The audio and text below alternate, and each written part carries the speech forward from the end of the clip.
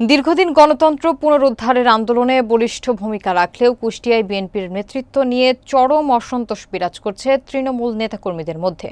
তারা দাবি করছেন, জেলার বর্তমান নেতৃত্ব গণতান্ত্রিক মূল্যবোধ উপেক্ষা করে দলকে ব্যক্তিগত স্বার্থে পরিচালনা করছে। বিস্তারিত দেখুন মঞ্জুরুল ইসলামের প্রতিবেদনে। সম্প্রতি কুষ্টিয়া পৌর বিএনপির কাউন্সিল নির্বাচনকে কেন্দ্র করে আশার আলো দেখেছিলেন নেতাকর্মীরা, কিন্তু ২৭ জুন অনুষ্ঠিত সেই নির্বাচনে ভোট চুরি এবং অনিয়মের অভিযোগ তুলে অনেকেই হতাশা প্রকাশ করেন। তারা অভিযোগ করেন, কুতুব ও জাকির নামের দুই নেতা জনগণের মতামত উপেক্ষা করে স্বৈরাচারী কায়দায় নেতৃত্ব দখল করেছেন।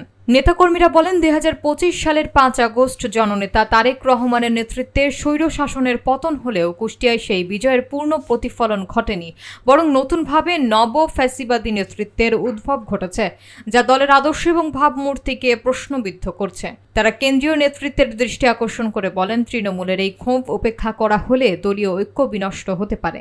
গণতন্ত্র রক্ষায় নতুন গ্রহণযোগ্য এবং কর্মী বান্ধব নেতৃত্ব গঠনই এখন সময়ের দাবি বলে মত দেন তারা। এটা আমরা জানি, কিন্তু আপনারা কি মনে করছেন মিডিয়াগুলো যেভাবে